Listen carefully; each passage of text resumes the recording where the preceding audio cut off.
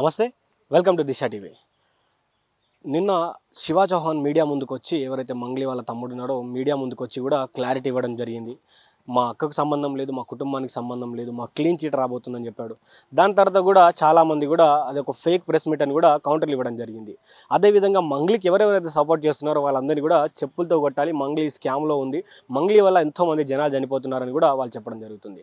ఇదే విషయంపై మనతో పాటు మాట్లాడడానికి అడ్వకేట్ నరేందర్ పవార్ గారు ఉన్నారు. వారితో మాట్లాడే ప్రయత్నం చేద్దాం. అన్న చెప్పండి, అసలు వాస్తవానికి నిన్న మంగ్లీ వాళ్ళ తమ్ముడు బయటికి రావడం జరిగింది, బయటికి వచ్చి కూడా క్లారిటీ ఇవ్వడం జరిగింది. అయినా కూడా మంగ్లీ చుట్టే ఇష్యూ జరుగుతుంది.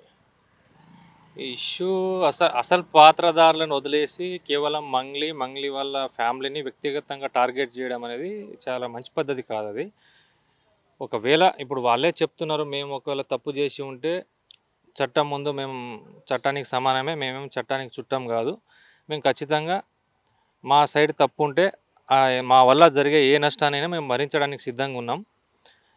అసలు మేము ఎక్కడ నేరుగా ప్రత్యక్షంగా పరోక్షంగా కానీ ఎక్కడ కూడా మేము చేయని తప్పుకు అనవసరంగా మమ్మల్ని వ్యక్తిగతంగా కావాలనే టార్గెట్ చేస్తున్నారు. కేవలం ఈ ఇష్యూని డైవర్ట్ చేయడానికే మంగ్లీ మీద సెలబ్రిటీ కాబట్టి ఈ ఇష్యూని మంగ్లీ మీద డైవర్ట్ చేసేస్తే ఏంటంటే మంగ్లీ చుట్టే తిరుగుతుంది. అసలు సూత్రధారులు ఏంటంటే తప్పించుకొని వాళ్ళు ఎస్కేప్ అవడానికి, వాళ్ళకి అవకాశం అనేది ఎక్కువ కల్పించడానికే ఇదంతా కావాలనే కొంతమంది ఉన్నతంగా ఎవరో పెద్దవాళ్ళు ఉన్నారు ఇందులో, వాళ్ళే కావాలని ఇష్యూని డబ్బులు ఇచ్చి డైవర్ట్ చేపిస్తున్నారు అనేది కూడా వాళ్ళు వ్యక్తిగతంగా వాళ్ళకున్న ఆ భావన అనేది ఉంది. అదే శివ అనే ఇప్పుడు మంగ్లీ వాళ్ళ బ్రదర్ చెప్పడానికి చెప్పాలని మీడియా సమావేశం పెట్టి చెప్పాలనుకున్నది కూడా అదే. అయితే వాస్తవానికి దీంట్లో ఇప్పటివరకు వినబడ్డ పేర్లలో ఎవరైతే హేమాకాంత్ రెడ్డి ఉన్నాడో, హేమాకాంత్ రెడ్డి, బండి శివ, వీళ్ళెవరు కూడా కనిపించినటువంటి పరిస్థితులు కనిపిస్తూ ఉన్నాయి. అసలు ఏం జరిగిందంటారు? ఇప్పుడు యాక్చువల్గా ఇక్కడ రమావత్ మధు కానీ ఇంకా కొంతమంది శైలేజ అంటారు, ఇంకొంతమంది పేర్లు చెప్తారు. ఇవన్నీ రకరకాల పేర్లు వినపడుతుంది. ఇవి కేవలం ఏంటంటే మనం అనుకుంటున్నాం మనమే వీళ్ళు చేసి ఉండొచ్చు. ఇవన్నీ దర్యాప్తులో పోలీస్ శాఖ వారు నిగ్గు తేల్చాల్సిన అవసరం ఉంది. డిపార్ట్మెంట్ కూడా దీని మీద సీరియస్ యాక్షన్ తీసుకొని, ఎందుకంటే అమాయకమైన గిరిజనులనే టార్గెట్ చేసుకొని వీళ్ళు ఇలాంటి దందాలు అనేది చేస్తారు. అంటే వీళ్ళు ఏంటంటే ఇక్కడ నాకున్న సమాచారం వరకు ఏంటంటే హేమాకాంత్ రెడ్డిని, ఈ బండి శివ అనే వ్యక్తులు వీళ్ళది ప్రధాన పాత్ర ఉన్నది. వీళ్ళని కాపాడడానికే ఈ హేమాకాంత్ రెడ్డి, శివ వీళ్ళనేది కొంతమందికి డబ్బులు ఇచ్చి మంగ్లీ గారి పైన ఇష్యూను డైవర్ట్ చేయడానికి ఇదంతా బ్యాకప్ నడిపిస్తారు అనేది కూడా మాకున్న సమాచారం. అయితే వాస్తవానికి ఇప్పటికీ చాలా ఊహాగానాలు అయితే వినబడతా ఉన్నాయి. అప్స్కాన్లో ఉన్నటువంటి హేమాకాంత్ రెడ్డి బతుకున్నాడా, చనిపోయాడా, లేకపోతే ఎక్కడికైనా పారిపోయాడా అనే ఊహాగానాలు వినబడతా ఉన్నాయి. చాలామంది ఆయన దగ్గరే అసలైన విషయం ఉంది, ఆయన బయటికి వస్తేనే ఈ ఇష్యూ మొత్తం బయటపడుతుందో అంటున్నారు. అవును, వాస్తవమే అది. ఎందుకంటే ఇప్పుడు రమావత్ మధు కూడా నా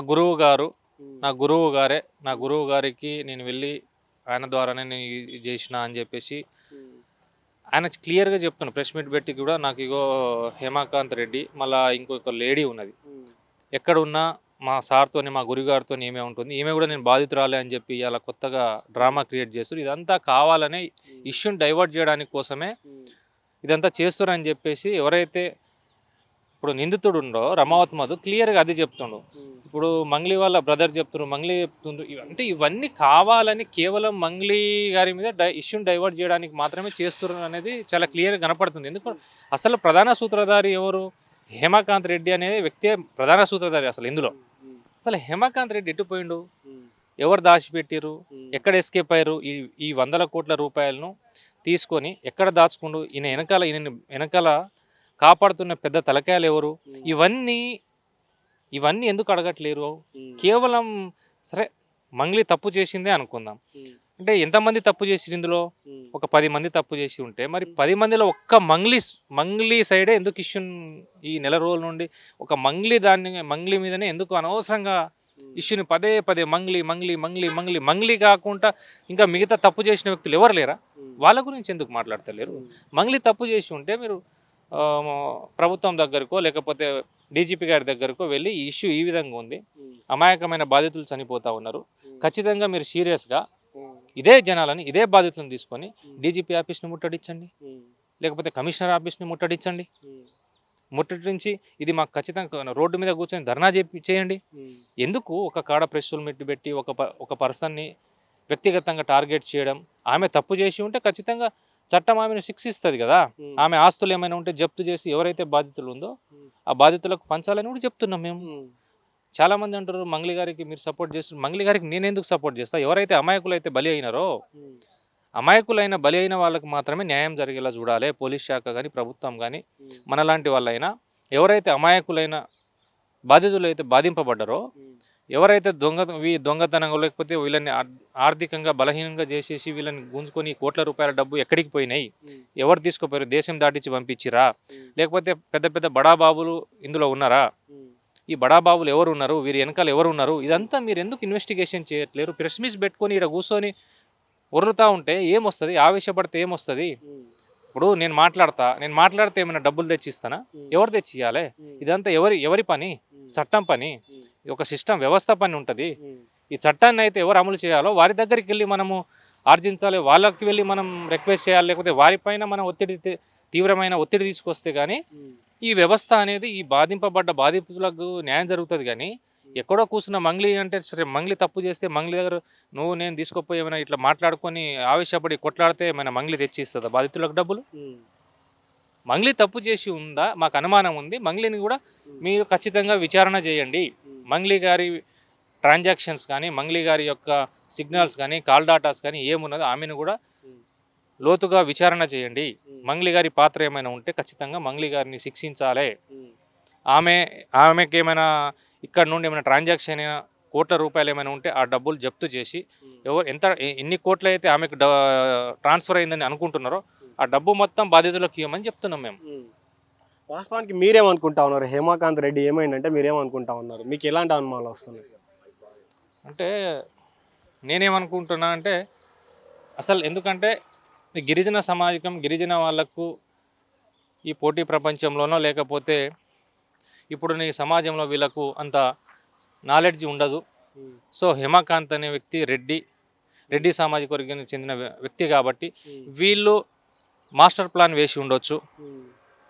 ఖచ్చితంగా హేమాకాంత్ రెడ్డి పైన ఎక్కువ ఫోకస్ పోకుండా మంగ్లీ అనే వ్యక్తి సెలబ్రిటీ కాబట్టి వీళ్ళతో ఇవన్నీ చూస్తూ ఉంటే ఇవన్నీ బిఫోరే ప్రీ ప్లానుడ్గా హేమాకాంత్ రెడ్డి అనే వ్యక్తి ఇదంతా కావాలని ప్రీ ప్లానుడ్గా చేసి ఒక స్కెచ్ చేసి ఈ వచ్చే డబ్బులనంతా పక్కా తీసుకొచ్చి కొంత డబ్బు ఖర్చు పెట్టి, ఇప్పుడు చాలామంది చెప్తున్నారు మీడియా వాళ్ళకు సంథింగ్ ఇంకా ఇవన్నీ కావాలని బ్యాకప్ నుండి హేమాకాంత్ రెడ్డికి సంబంధించిన వ్యక్తులే కొంతమంది చేపిస్తున్నారు. ఇదంతా రెచ్చగొట్టి వీళ్ళని ఇదంతా ఇష్యూని డైవర్ట్ చేసి మొత్తం మంగ్లీ సైడే, మొత్తం మీడియా కూడా మొత్తం మంగ్లీ సైడే చూపించాలి. మంగ్లీ సైడ్ చూపించడానికి మీరెవరు, నేనెవరిని? పోలీస్ శాఖ ఉంది కదా, చట్టం ఉంది కదా. చట్టం అయితే ఎవరికి చుట్టం కాదు కదా. మరి మంగ్లీని ఎందుకు విచారించి, మంగ్లీ ఒకవేళ తప్పు చేసి ఉంటే మంగ్లీని ఎందుకు చట్ట ప్రకారం చర్యలు తీసుకొని, ఒకవేళ ఆమె ఏమైనా కొందల కోట్లు ఆమె ఏమైనా దోచుకొని పోయి ఉంటే డబ్బులను ఎందుకు రికవర్ చేయరు? ఆమె ఆస్తులు జప్తు చేయండి, లేకపోతే ఆమెను శిక్షించండి, ఆమె ప్రజలకు చెప్పండి. ఇవన్నీ మీరు పోలీస్ శాఖ వారి దగ్గరకు వచ్చి మంగ్లీ మీదనే ఒక్కటే కదా ఇదంతా వ్యవస్థ నడిపించింది, అది మొత్తం మంగ్లీని అన్నట్టు ఓన్లీ మంగ్లీనే టార్గెట్ చేస్తారు. అరే ఎవరైతే చెప్తున్నారో రమావత్ మధు అనే వ్యక్తి క్లియర్గా చెప్తున్నాడు, నా గురువు గారు రమాకాంత్ రెడ్డి అని. రమాకాంత్ రెడ్డిని ఎందుకు మాట్లాడతారు? రమాకాంత్ రెడ్డి ఎడిపోయిండు, వీళ్ళని ఎందుకు అరెస్ట్ చేయట్లేరు, వీళ్ళని ఎందుకు రిమైండ్ చేసి వీళ్ళని ఎందుకు ఇన్వెస్టిగేషన్ చేయట్లేరు అని చెప్పి ఎవరు, ఏ లీడర్, ఏ నాయకులు ఎందుకు మాట్లాడతలేరు? ఇదంతా ఒక ప్రీ ప్లానుడ్గా జరుగుతున్న ఒక మాఫియా. ఇదంతా సామాన్య ప్రజలకు అర్థం కాదు. ఇది కేవలం ఏంటంటే ఒక సైడ్ డైవర్ట్ చేసి 100 కోట్ల రూపాయలని ఇంకా ఇలాగే కాలయాపన చేసి ఇష్యూని డైవర్ట్ చేసేసి క్లోజ్ చేయాలనే ఆలోచనే జరుగుతుంది తప్ప ఎవరైతే నిజంగా దోచుకున్న వ్యక్తి ఉన్నారో అసలు సూత్రధారిని వదిలేసేసి పక్కన వాళ్ళ మీద పడుతున్నారు ఇష్యూ అంతా. సామాన్య ప్రజలందరూ కూడా 10 కోట్లు 20 కోట్లు ఇచ్చినామంటూ కూడా మీడియా ముందుకు వచ్చి చెప్తున్నటువంటి పరిస్థితులు, దీన్ని ఎట్లా చూస్తారు? ఇప్పుడు దొంగతనం జరిగింది మన ఇంట్లో ఒకటి అనుకుంటే ఎంత పోయిందని అంటే ఒక 2 లక్షల రూపాయలు పోయిందంటే మనకి పక్కనోడు చెప్తాడు, అరే నువ్వు 2 లక్షలు అని చెప్పకరా, డబల్ చెప్పు, 5-6 లక్షలు పోయినాయని చెప్పు. ఎందుకంటే దొరికితే మళ్ళీ ఎక్కడైనా దొరికితే డబ్బులు ఇస్తారు, నువ్వు 2 లక్షలు అంటే నీకు 2 లక్షలు కూడా రావు అనేది ఇదంతా సైడ్ ట్రాక్ పెట్టించి పక్కన వాళ్ళు చేపించి. ఇప్పుడు ఒక నేను ఒక వీడియో చూసిన, ఒక లేడీ 1500 రూపాయలు ఫోన్ వాడుతుంది, ఎంత ఇచ్చినావు అమ్మా నువ్వు అంటే, నేను 1,90,00,000 రూపాయలు ఇచ్చినా అనంది. ఏంది 1,90,00,000 రూపాయలు ఎక్కడ నుండి భూములు అమ్మినా లేకపోతే అక్కడంగా ఇక్కడంగా తెచ్చినా? ఇవన్నీ ఎంత పోయింది, ఎవరు పోయింది, ఇది తీసుకున్నది ఎవరు, దీన్ని వెనకాల నడిపించింది ఎవరు, ఇదంతా ఒక మాఫియా. ఇదంతా కేవలం మధుకి, రమావత్ మధుక్ అనేది అంత తెలివి లేదని నేను అనుకుంటాను. ఎందుకంటే వాళ్ళు చదివిన చదువు కూడా ఒక గ్రాడ్యుయేట్ చేయలేదు, ఒక పోస్ట్ గ్రాడ్యుయేట్ చేయలేదు. కేవలం వీళ్ళంతా ఒక స్కెచ్ చేసే దాంట్లో, మార్కెటింగ్ వ్యవస్థలో స్కెచ్ చేసే అంతా హేమాకాంత్ రెడ్డి అనే వ్యక్తి ఇదంతా వెనకాల ఉండి వీళ్ళని ఒక పాముగా వాడుకొని, వీళ్ళని కేవలం ఒక సిపాయిలుగా వాడుకొని మాత్రమే వీళ్ళని ఇక్కడ ఇరికించి సేఫ్ జోన్లో ఉన్న ఏకైక ఎవరు ఉంటే హేమాకాంత్ రెడ్డి. ఈ హేమాకాంత్ రెడ్డి, ఇంకోరు శివ, ఇంకోటి బండి శివ, ఇంకో ఎవరు శైలజ, ఎవరైతే ఉన్నారో వీళ్ళందరినీ పట్టుకొని రిమాండ్ చేసి వీళ్ళని కస్టడీలోకి తీసుకొని పోలీసు వారి స్టైల్లో గనక సీరియస్గా విచారణ జరిగితే నిజాలు అన్నీ బయటకు వస్తాయి.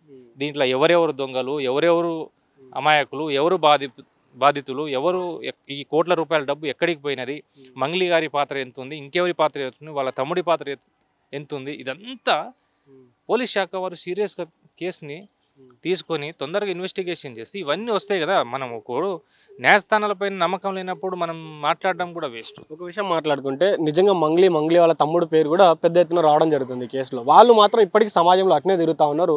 మొన్నటిదాకా బాధ్యుడు అనుకున్నటువంటి హేమాకాంత్ రెడ్డి ఇప్పుడు ఎక్కడో పత్తా లేకుండా పోయిండు. ఆయనతో పాటు ఉన్నటువంటి ఆ లేడీ కూడా పత్తా లేకుండా పోయింది. వీళ్ళందరూ కూడా ఎవరు తెరపైకి రాకుండా ఎక్కడో అప్స్కాండ్ అయిపోయినటువంటి పరిస్థితి. ఇప్పుడు ఎట్లా చూడాలి దీన్ని? వీళ్ళేమో ఇక్కడికి సమాజంలో తిరుగుతున్నారు, వీళ్ళేమో ఇప్పటికీ ఎక్కడ కనబడినటువంటి పరిస్థితి. దీన్ని ఎట్లా చూస్తారు? ఇప్పుడు ఆల్రెడీ పోలీస్ కంప్లైంట్ తీసుకొని కేసు అయినప్పుడు 100% వీళ్ళ పాత్ర ఉంటే వీళ్ళకి ఏమైనా ట్రాన్సాక్షన్ జరిగిందా, లేకపోతే వీళ్ళు ఏమైనా నేరుగా కానీ, ప్రత్యక్షంగా కానీ, పరోక్షంగా కానీ ఇవన్నీ తీసుకొని ఉంటే 100% వీళ్ళని రిమైండ్ చేస్తుండేగా. ఇప్పుడు వీళ్ళైతే సమాజంలో ఉన్నారుగా, దేశం విడిచిపెట్టలేదు, లేకపోతే రాష్ట్రం విడిచిపెట్టలేదు, లేకపోతే ఎక్కడో అప్స్టాండింగ్లో లేరు. క్లియర్గా ఇప్పుడు సమాజంలో ఉన్నారుగా, వెళ్ళి వాళ్ళ ఇంట్లోకి తీసుకుపోయి వెళ్ళి వీళ్ళని రిమైండ్ చేయవచ్చు కదా. అంటే ఇప్పుడు ఆధారాలు ఉన్నాయి, అన్ని ఎవిడెన్స్ ఉన్నాయి, ఎవిడెన్స్ ఉండొచ్చు, కానీ ఈ ఎవిడెన్స్ అనేది మంగ్లీ వసూలు చేసినట్టు ఎవిడెన్స్ ఉందా అని అడుగుతున్నాను. మంగ్లీ ఏమో బంగారం, లేకపోతే ఆమె తప్పు చేసిందా చేయకపోవచ్చా అనేది ఇవన్నీ తేల్చాల్సింది చట్టం. ఇప్పుడు నేను ఏది తెలియకుండా, కాకపోతే మనం చదువుకున్న వ్యక్తులు, సమాజంలో ఉన్న వ్యక్తులు ఏంటంటే వాస్తవాలు ఏముందో మాట్లాడ. ఎవరైతే వాస్తవంగా అమాయకులు బలైరు, ఇందులో 100% గిరిజన బిడ్డలే బలైరు. ఈ గిరిజన బిడ్డలకి ఎవరైతే మోసం చేసిరో ప్రధాన సూత్రధారిని అతన్ని అరెస్ట్ చేయాలి ఫస్ట్.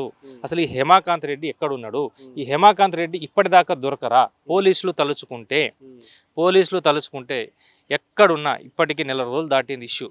ఈ నెల రోజుల నుండి హేమాకాంత్ రెడ్డిని, బండి శివ అనే వ్యక్తిని, ఇంకో శైలజ అనే వ్యక్తిని, వీళ్ళందరినీ ఎందుకు మీరు పట్టుకొని రిమాండ్ చేయలేకపోతారు? వీళ్ళని ఇప్పటిదాకా ఎందుకు మీరు రిమాండ్ చేసి ఇన్వెస్టిగేషన్ చేయలేకపోతారు? ఒకవేళ ఇప్పుడు సమాజం అంతా మంగ్లీ అంటున్నారు. ఇన్ కేస్ రేపు ఒక రోజు భవిష్యత్తులో రేపు ఇన్వెస్టిగేషన్ తర్వాత కొన్ని రోజుల తర్వాత అయినా ఈ నిజాలు బయటికి వస్తాయి. ఆ తర్వాత ఇందులో మంగ్లీ గారి కుటుంబానికి సంబంధించిన వాళ్ళ ఎవరి ఇన్వాల్వ్మెంట్ లేదని చట్టం చెప్పింది అనుకో, ఇప్పుడు ఆ కుటుంబానికి కానీ, మంగ్లీ గారి కెరియర్కి జరిగిన నష్టం కానీ ఈ మాట్లాడిన వాళ్ళందరూ మీరు భరిస్తారా? దీనికి సమాధానం చెప్పురు మీరు. ఇప్పుడు ఆమెకు జరిగిన నష్టాన్ని, ఆమె తప్పు లేదని రేపు చట్టమే చెప్పింది అనుకో, ఆమె పాత్ర ఏం లేదని, ఆమెకు జరిగిన నష్టాన్ని ఆమె కానీ, ఆమె కుటుంబం కానీ, వాళ్ళు పడ్డ క్షోభ కానీ, దీన్నంతా ఎవరు భరిస్తారు? ఎవరు తిరిగి ఇస్తారు? వాళ్ళకు జరిగిన నష్టాన్ని మనం తిరిగి ఇవ్వగలమా? వాళ్ళు నిజంగా తప్పు చేసి ఉంటే చట్టం ఉన్నది, ఇన్వెస్టిగేషన్ ఇమీడియట్లీగా వాళ్ళని అరెస్ట్ చేస్తారు, రిమాండ్ చేస్తారు, ఖచ్చితంగా వాళ్ళకి శిక్ష పడేటట్టు చేస్తారు. కానీ ఇదంతా కేవలం ఇష్యూని డైవర్ట్ చేసి దీన్ని పదే ఒక నెల రోజుల నుండి వేసినట్టు చేయకుండా ఉంటే బాగుంటుంది. వాస్తవాలు, దోషులు ఎవరు ఉన్నారో, దొంగలు ఎవరు ఉన్నారో, అమాయక ప్రజలను మోసం పీడించుకొని అధిక వడ్డీ ఆశ చూపించి ఏ రకమైన విధానంతో మోసం చేసిరో ఫస్ట్ వీళ్ళని, ఎవరైతే అసలు సూత్రధారులను వీళ్ళని పట్టుకొని సీరియస్గా విచారణ జరిపితే అప్పుడు ఎవరైతే నిజంగా బాధింపబడారో ఆ బాధితులకు న్యాయం జరుగుతుందని మేము అనుకుంటున్నాం.